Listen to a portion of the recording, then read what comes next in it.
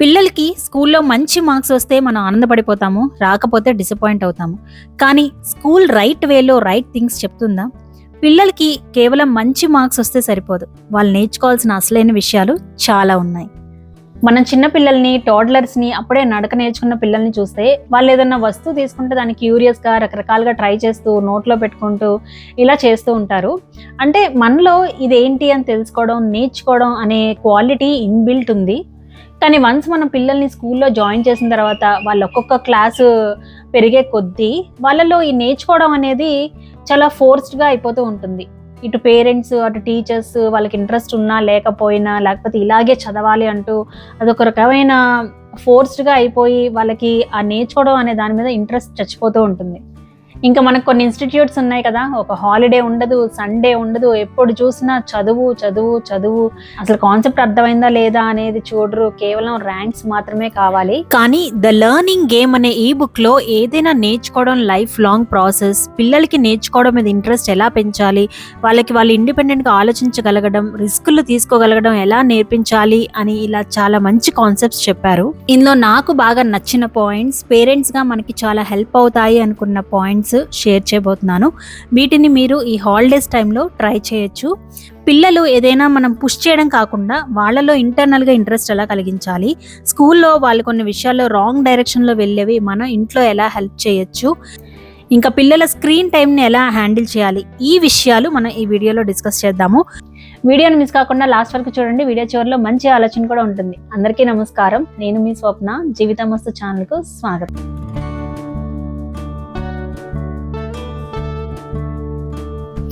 First, extrinsic motivation versus intrinsic motivation. పిల్లలకి నేర్చుకోవడం, తెలుసుకోవడం, చదువుకోవడం, మంచి హ్యాబిట్స్ లేదా ఏ విషయంలో అయినా మనం ఫోర్స్ చేస్తే ఒకలా ఉంటుంది, ఇదిగో ఇలా పేకమాడలాగా ఎప్పుడైనా కూలిపోయేలా ఉంటుంది. అదే ఏదైనా వాళ్ళు ఇంటర్నల్గా పుష్ చేసుకునే విధంగా ఉంటే ఒక గోడలాగా స్ట్రాంగ్గా ఉంటుంది. దీన్ని ఎక్స్ట్రిన్సిక్ మోటివేషన్ అంటారు, దీన్ని ఇంట్రిన్సిక్ మోటివేషన్ అంటారు. ఇది మనకి కూడా వర్తిస్తుంది. హోమ్ మేకింగ్ అనేది ఏదో ఎవరి కోసమో అని బలవంతంగా చేస్తే దానికి తగ్గట్టే ఉంటుంది. అదే మనం దానికి ఒక మీనింగ్ యాడ్ చేసుకుని చేస్తే వేరే మోటివేషన్ అవసరం లేకుండా సాటిస్ఫైడ్గా ఉంటుంది. పిల్లల్లో ఈ ఇంట్రిన్సిక్ మోటివేషన్ ఎలా పెంచొచ్చు? ఫస్ట్, వాళ్ళకి చాయిస్లు ఇచ్చి చిన్న చిన్న రెస్పాన్సిబిలిటీస్ ఇవ్వడం. ఈ బుక్ ఆథర్ ఒక టీచర్ అనమాట. సో ఆవిడ క్లాస్లో ఉన్న అల్లరి పిల్లలు, హైపర్ యాక్టివ్ పిల్లల్ని టీచర్స్ హెల్పర్స్గా చేసేదంట. అంటే స్టాఫ్ రూమ్ నుంచి బుక్స్ తీసుకురావడం, పేపర్స్ కలెక్ట్ చేయడం, అలాంటి పనులు ఉంటాయి కదా, దానివల్ల వాళ్ళు చాలా ఎక్సైటెడ్గా ఫీల్ అయ్యి రెస్పాన్సిబుల్గా, ఎక్స్పెక్టేషన్కి తగ్గట్టుగా బిహేవ్ చేసేవాళ్ళంట. ఆర్య, మనం ట్రిప్కి ఏమేమి తీసుకెళ్లాలో లిస్ట్ ప్రిపేర్ చేయి. సో పిల్లలకి చాయిస్ ఇచ్చి చిన్న చిన్న బాధ్యతలు అప్పచెప్పడం ద్వారా వాళ్ళలో కొంచెం ఎక్సైట్మెంట్, బాధ్యత, ఒక లక్ష్యం అనేది క్రియేట్ అవుతుంది. చదువుకునేటప్పుడు నీకు నచ్చిన సబ్జెక్ట్తో స్టార్ట్ చేయి, నీకు నచ్చిన ప్లేస్లో కూర్చొని చదువుకో, ఇలాంటి చాయిసెస్ ఇవ్వడం ద్వారా వాళ్ళ డెసిషన్స్ వాళ్ళు తీసుకోగలిగే పవర్ని ఫీల్ అవ్వగలుగుతారు. అండ్ నువ్వు టైం ఎలా మేనేజ్ చేసుకుంటావో, ఏ ఆర్డర్లో చదువుకుంటావో నీ ఇష్టం, కానీ ఈ సబ్జెక్ట్ మీద మంచి అండర్స్టాండింగ్ రావాలి అని ఫ్రీడమ్ ఇస్తూ వాళ్ళ మీద రెస్పాన్సిబిలిటీని యాడ్ చేయొచ్చు. అలానే ఏమైనా ఫంక్షన్స్ అప్పుడు, గెట్ టుగెదర్స్ అప్పుడు చిన్న చిన్న పనులు అప్పచెప్పడం లాంటివి చేయొచ్చు. నెక్స్ట్, నిర్ణయాలు తీసుకునేప్పుడు పిల్లల్ని ఇన్వాల్వ్ చేయడం. పిల్లలు ఎప్పుడైతే విషయాలు వాళ్ళ కంట్రోల్లో ఉన్నాయి అని అనుకుంటారో వాళ్ళు ఏదైనా నేర్చుకోవడంలో ఇంట్రెస్ట్తో పార్టిసిపేట్ చేస్తారు.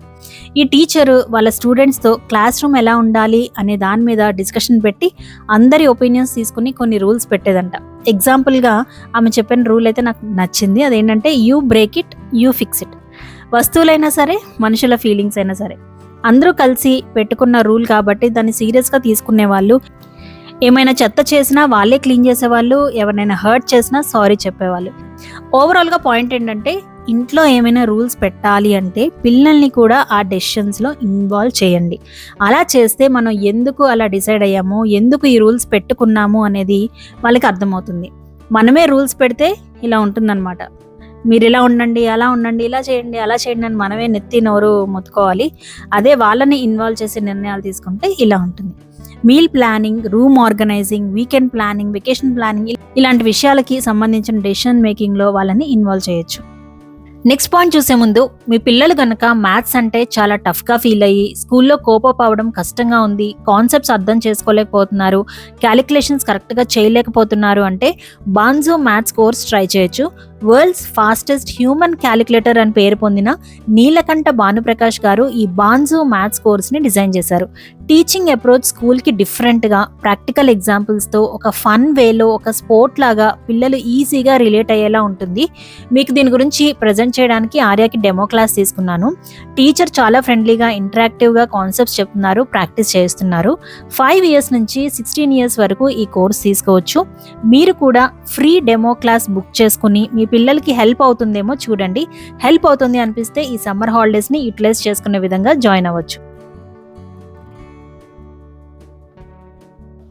నెక్స్ట్, క్వశ్చన్స్ అడిగేటప్పుడు ఫీడ్బ్యాక్ ఇచ్చేటప్పుడు స్పెసిఫిక్గా ఉండడం. వాళ్ళని అప్రిషియేట్ చేసేటప్పుడు గుడ్ జాబ్ అనడం కాకుండా స్పెసిఫిక్గా, ఈరోజు నువ్వు చెప్పకుండా బ్యాగ్ సర్దుకున్నావు గుడ్ అని చెప్తే ఎగ్జాక్ట్గా వాళ్ళు చేసిన మంచి పని ఏంటి అనేది తెలుస్తుంది. నువ్వు సెట్ చేసిందంతా బ్రేక్ అయిపోయినా ఫ్రస్ట్రేట్ అవ్వకుండా మళ్ళీ కన్స్ట్రక్ట్ చేసావు చాలా ఓపికగా, ఇలా స్పెసిఫిక్గా చెప్పొచ్చు. ఇలా మనం క్లియర్గా చెప్పినప్పుడు వాళ్ళ ఇంటర్నల్ స్టాండర్డ్స్ పెరుగుతాయి. ఏవి మంచి క్వాలిటీస్, ఎలా ఉండడం గ్రేట్ అనేది తెలుస్తుంది. వాళ్ళ సామర్థ్యాన్ని కంటే వాళ్ళ ఎఫర్ట్ని మెచ్చుకోవాలి. అవుట్కమ్ కంటే వాళ్ళు నేర్చుకునే ప్రాసెస్ని మెచ్చుకోవాలి. పనులు పూర్తి చేయడం కంటే వాళ్ళ క్యూరియాసిటీ, పట్టుదల, ఎదగాలనే మైండ్ సెట్ని మెచ్చుకోవాలి. క్వశ్చన్స్ కూడా హౌ వాజ్ యువర్ డే లాంటి జనరిక్ క్వశ్చన్స్ కాకుండా ఈ రోజులో జరిగిన బెస్ట్ విషయం ఏంటి, వర్స్ట్ విషయం ఏంటి అని ఇలా అడగచ్చు. మన క్వశ్చన్స్ కానీ ఫీడ్బ్యాక్ కానీ స్పెసిఫిక్గా ఉన్నప్పుడు వాళ్ళ గురించి వాళ్ళు బాగా తెలుసుకుంటారు. సెల్ఫ్ అవేర్నెస్ వస్తుంది. వాళ్ళ యాక్షన్స్, చాయిసెస్, ఫీలింగ్స్ గురించి డీప్గా ఆలోచించగలుగుతారు. ఇంటర్నల్గా గ్రో అవ్వడానికి హెల్ప్ అవుతుంది. ఇంట్రిన్సిక్ మోటివేషన్ అంటే అదే, ఎవరో మెచ్చుకుంటారని కాదు, చేసే పని నీకు గొప్పగా అనిపించడం. నెక్స్ట్, పిల్లల్ని వై క్వశ్చన్స్ అడిగేలాగా ఎంకరేజ్ చేయడం. ఇది ఎందుకు, ఇలానే ఎందుకు అని పిల్లలు క్వశ్చన్స్ అడగడాన్ని మనం ఎంకరేజ్ చేయాలి. మనం కూడా ఓపికగా ఆన్సర్ చేయాలి. త్వరగా పడుకో అని చెప్పడం కాకుండా, త్వరగా ఎందుకు పడుకోవాలి అంటే బాగా నిద్రపోతే నీ బ్రెయిన్, బాడీ గ్రో అవుతాయి, అలా నువ్వు స్ట్రాంగ్ అవుతావు అని చెప్పచ్చు. సారీ చెప్పు అని కాకుండా, నేను హర్ట్ చేస్తే సారీ ఎందుకు చెప్పాలి అని అడిగితే, నువ్వు సారీ చెప్తే అవతలి పర్సన్ బెటర్గా ఫీల్ అవుతాడు, మళ్ళీ ఫ్రెండ్లీగా ఉండొచ్చు అని చెప్పొచ్చు. ఇలాంటి క్వశ్చన్స్ ద్వారా పిల్లలు ఈ ప్రపంచాన్ని ఇంకా బాగా అర్థం చేసుకుంటారు. ఇలా రూల్స్ వాల్యూస్గా మారుతాయి అండ్ మన ఇన్స్ట్రక్షన్స్ ఇంటర్నల్గా డ్రైవ్ చేస్తాయి. నెక్స్ట్, ఏదైనా నేర్చుకునేటప్పుడు లేదా చేసే పనుల్లో ఫన్ కూడా ఉండాలి. ఎప్పుడైతే ఫన్ ఉంటుందో పిల్లలు ఏదైనా ట్రై చేయడానికి, ఫెయిల్ అవ్వడానికి, మళ్ళీ ట్రై చేయడానికి ఇంట్రెస్ట్ చూపిస్తారు. For example, handwriting practice చేయించేటప్పుడు కలర్ పెన్స్ ఇవ్వడం, ఏదైనా సిల్లీ స్టోరీ రాయడం లాంటివి ఫన్ని యాడ్ చేస్తాయి. ఒక 20 minutes చదువు అనే బదులు నువ్వు ఇప్పుడు వర్డ్ డిటెక్టివ్వి, నెక్స్ట్ చాప్టర్ చదివి అందులో 3 కొత్త వర్డ్స్ కనుక్కోవాలి అని చెప్పొచ్చు. టాస్క్ని గేమ్స్గా, లెర్నింగ్ని అడ్వెంచర్లా, కష్టాన్ని ఎంజాయ్మెంట్లా ఉంటే చెయ్యాలా అని అనుకుండా నేను చేస్తా అని అంటారు. స్కూల్లో అంతా ఎక్స్ట్రిన్సిక్ మోటివేషన్ మీద ఫోకస్ అయి ఉంటుంది. జస్ట్ మార్క్స్ కోసమో లేకపోతే టీచర్ని ప్లీజ్ చేయాలనో, టీచర్ అంటే భయం వల్ల కొన్ని చేస్తూ ఉంటారు. బట్ ఇంట్లో మనం ఇలాంటివి ట్రై చేయొచ్చు. కొంతమంది పేరెంట్స్ పిల్లలతో డీల్ చేసే ఓపిక లేక నువ్వు ఇది చేస్తే నీకు ఇది ఇస్తా అంటూ కొన్ని రివార్డ్స్ ఇవ్వాలని ట్రై చేస్తూ ఉంటారు. నువ్వు త్వరగా హోంవర్క్ ఫినిష్ చేస్తే చాక్లెట్ ఇస్తా, లేకపోతే నువ్వు ఎగ్జామ్స్ బాగా రాసి మంచి మార్క్స్ తెచ్చుకుంటే నీకు టాయ్ కొనిస్తా, లేకపోతే చుట్టాలతో నువ్వు మంచిగా మాట్లాడితే నీకు తర్వాత కాసేపు ఫోన్ ఇస్తాను, ఇలాంటివి. ఇలా చెప్తే మనం ఆ చాక్లెట్, ఆ టాయ్, ఆ ఫోన్ని హైలైట్ చేసినట్టు అవుతుంది, కానీ వాళ్ళు నేర్చుకోవడం కానీ ఆ పని మీద కానీ వాళ్ళ దృష్టి ఉండదు. అండ్ మనం ప్రతిదానికి రివార్డ్స్ ఇవ్వలేము. మనం ఇలా చేసే కొద్దీ వాళ్ళకి అలవాటు అయిపోతూ ఉంటుంది. ప్రతిదానికి నాకేమిస్తావు అనే ఎక్స్పెక్టేషన్ పెరుగుతూ ఉంటుంది. సో దయచేసి పేరెంట్స్ ఎవరు అలా చేయొద్దు. కావాలంటే వాళ్ళు ఆ పని చేసిన తర్వాత, లేకపోతే మంచి మార్క్స్ వచ్చిన తర్వాత ఏమైనా మంచి గిఫ్ట్స్, రివార్డ్స్ ఇవ్వండి. కానీ ముందే ఇలా చేస్తే ఇది ఇస్తాను అని అయితే చెప్పొద్దు. నెక్స్ట్, స్కూల్లో కొన్ని రాంగ్ డైరెక్షన్లో వెళ్ళేవి మనం ఇంట్లో ఎలా హెల్ప్ చేయొచ్చు. స్కూల్లో మిస్టేక్స్ చేస్తే మార్క్స్ పోతాయి, పనిష్మెంట్ ఇస్తారు, ఫెయిల్యూర్కి అసోసియేట్ చేస్తారు. మిస్టేక్స్ చేయడం అనేది చాలా తప్పు అని గ్రాడ్యువల్గా కిడ్స్ భయం పెంచుకుంటారు. చిన్న రిస్క్స్ తీసుకోవాలన్నా కొంచెం డిఫరెంట్గా ఆలోచించడాన్ని అవాయిడ్ చేస్తారు. కానీ రియల్ వరల్డ్లో మిస్టేక్స్ నుంచే మనం నేర్చుకునేది. మిస్టేక్స్ చేయకుండా మనం గ్రో అవ్వలేము, ఇంప్రూవ్ అవ్వలేము. మిస్టేక్స్, ఫెయిల్యూర్ అనేవి లైఫ్లో నార్మల్. బట్ వాటి నుంచి నేర్చుకుని ముందుకెళ్ళడం ఇంపార్టెంట్ అని పిల్లలకి మనం తెలిసేలాగా చేయాలి. నెక్స్ట్ స్కూల్లో అందరూ ఒకేలా ఉండాలి అనే ఎక్స్పెక్టేషన్ ఉంటుంది. ఒకేలా చదువుకోవాలి, ఒకేలా నేర్చుకోవాలి, ఒకేలా బిహేవ్ చేయాలి, ఒకేలా పర్ఫామ్ చేయాలి. అకాడమిక్గా పర్ఫామ్ చేసే వాళ్ళని, కామ్గా చెప్పింది ఫాలో అయ్యే వాళ్ళని, క్విక్గా నేర్చుకునే వాళ్ళని గొప్పగా రికగ్నైజ్ చేస్తారు. కానీ క్రియేటివ్గా డిఫరెంట్గా ఆలోచించే వాళ్ళని, ఇండిపెండెంట్గా థింక్ చేసే వాళ్ళని కాదు. పిల్లలు కూడా వాళ్ళ న్యాచురల్ టాలెంట్స్ని, లెర్నింగ్ స్టైల్స్ని పక్కన పెట్టి అందరిలా ఉండేలా ట్రై చేస్తారు. కానీ రియల్ వరల్డ్లో ఇండిపెండెంట్గా, యూనిక్గా, అందరికంటే డిఫరెంట్గా ఆలోచించే వాళ్ళని కోరుకుంటారు. అలాంటి వాళ్ళు సక్సెస్ అయ్యే ఛాన్సెస్ ఎక్కువ. ఇంట్లో మనం వేరే పిల్లలతో కంపేర్ చేయకుండా వాళ్ళ న్యాచురల్ టాలెంట్స్, వాళ్ళలో ఉండే యూనిక్ క్వాలిటీస్ని అప్రిషియేట్ చేయాలి. నెక్స్ట్ పిల్లలు స్కూల్లో టీచర్స్ ఏం చదవమంటే అది చదువుతారు, ఎలా చదవమంటే అలా చదువుతారు. వాళ్ళ ఇన్స్ట్రక్షన్స్ కోసం వెయిట్ చేస్తూ ఉంటారు. కానీ రియల్ వరల్డ్లో ఇన్స్ట్రక్షన్స్ కోసం వెయిట్ చేస్తే కుదరదు. వాళ్ళ ఓన్గా వాళ్ళు ట్రై చేసే మైండ్ సెట్ ఉండాలి. ప్రోయాక్టివ్గా ముందుకొచ్చి ప్రాబ్లమ్ సాల్వ్ చేయడం, వాళ్ళే ఇనిషియేషన్ తీసుకొని విషయాన్ని అర్థం చేసుకోవడం, ఇలాంటి క్వాలిటీస్ రియల్ వరల్డ్లో కావాలి. ఇంట్లో ప్రతిదానికి మన ఇన్స్ట్రక్షన్స్ ఇవ్వకుండా వాళ్ళే ఆలోచించుకునే స్కోప్ ఇవ్వాలి. ప్రతిదీ మనం చేయకుండా వాళ్ళని క్వశ్చన్స్ అడగచ్చు. ఇది ఎలా చేస్తే క్లియర్గా అర్థమవుతుంది, దీన్ని ఇంకా బెటర్గా ఎలా చేయొచ్చు, ఇలాగా. అండ్ చిన్న చిన్న మిస్టేక్స్ చేస్తే వాళ్ళని కొంచెం స్ట్రగుల్ అయినా పర్లేదు అనుకోవాలి. వెంటనే మనం కరెక్ట్ చేయకూడదు. మనం కమాండ్ చేయడం, వాళ్ళు ఫాలో అవ్వడం కాకుండా ఆలోచించడం, నిర్ణయం తీసుకోవడం, నేర్చుకోవడం, ఈ పద్ధతిని మనం డెవలప్ చేయాలి. ఈ బుక్ చదివిన తర్వాత ఆర్య విషయంలో నేను కొన్ని మార్పులు చేసుకున్నాను. ఇదివరకు ఏంటంటే స్కూల్లో ఏమైనా యాక్టివిటీస్ లేకపోతే క్రియేటివ్ వర్క్ ఇచ్చినప్పుడు నేను కూడా బాగా ఇన్వాల్వ్ అయ్యి హెల్ప్ చేసేదాన్ని అనమాట. బట్ ఇప్పుడైతే తనకే వదిలేస్తున్నాను. ఇవన్నీ చాలా చిన్న చిన్న విషయాలు, ఇప్పుడు వీటిలో అంత పర్ఫెక్ట్గా చేయాల్సిన అవసరం ఏం లేదు కాబట్టి నీ ఇష్టం, నువ్వే ఆలోచించు. అదంతా బాగా రాకపోయినా సరే తనకే వదిలేస్తున్నాను. సో దట్ తను కూడా ఆలోచించడానికి కొంచెం స్పేస్ ఉంటుంది. మనమే ముందు చెప్పేస్తే ఇంకా వాళ్ళు ఆలోచించడం అనేది తగ్గిపోతుంది కాబట్టి.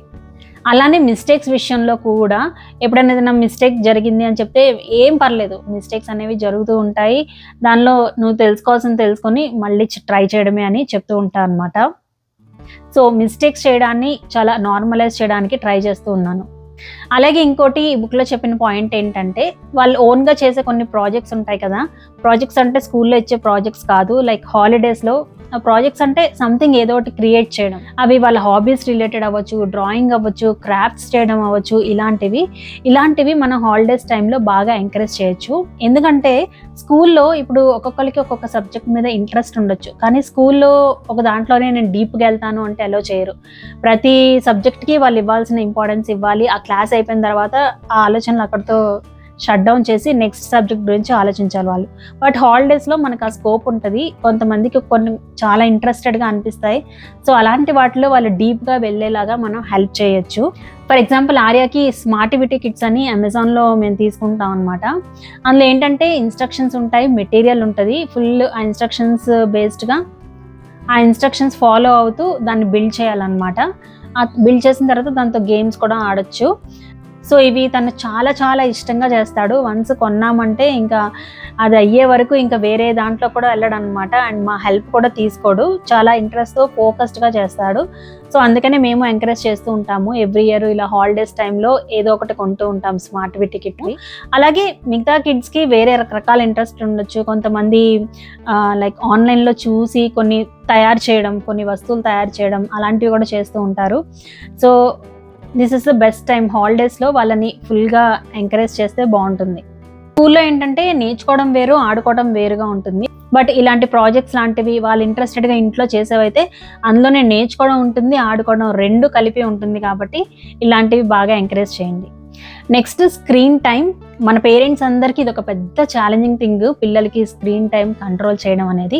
అయితే ఈ బుక్లో చెప్పిన 2 పాయింట్స్ నాకు బాగా నచ్చాయి అనమాట. ఒకటి ఏంటంటే, మనం ఎంతసేపు పిల్లల్ని ఫోన్ ఆపేసే, టీవీ కట్టే, ఇలా ఆపు ఆపు ఆపు అని చెప్తాము. కానీ అది చెప్పడం కాదు, మనం వాళ్ళకి ఈ స్క్రీన్ టైం వల్ల ఉండే లాభాలేంటి, నష్టాలేంటి, ప్రోస్ అండ్ కాన్స్ మనం వాళ్ళతో డిస్కస్ చేయాలి అని. అంటే మనం ఇది చెప్పిన వెంటనే వాళ్ళు ఏదో మారిపోతారని కాదు, బట్ జస్ట్ ఆఫ్ చేయి అనే కంటే వాళ్ళకు ఒక అవేర్నెస్ని ఇస్తే మేబీ స్లోగా గ్రాడ్యువల్గా వాళ్ళు అర్థం చేసుకునే ఛాన్స్ ఉంటుంది. అండ్ ఇంకో పాయింట్ ఏంటంటే, ఫోన్తో పిల్లలే కాదు, మనం కూడా స్ట్రగుల్ అవుతున్నాం. మనం ఎంత అడిక్ట్ అవ్వకూడదు, ఎంత కంట్రోల్ చేసుకోవాలి అనుకున్నా అది చాలా ఛాలెంజింగ్గా ఉంటుంది. సో దాన్ని మనం పిల్లలతో ఓపెన్గా మాట్లాడడం అనేది హెల్ప్ అవుతుంది అని చెప్పారనమాట.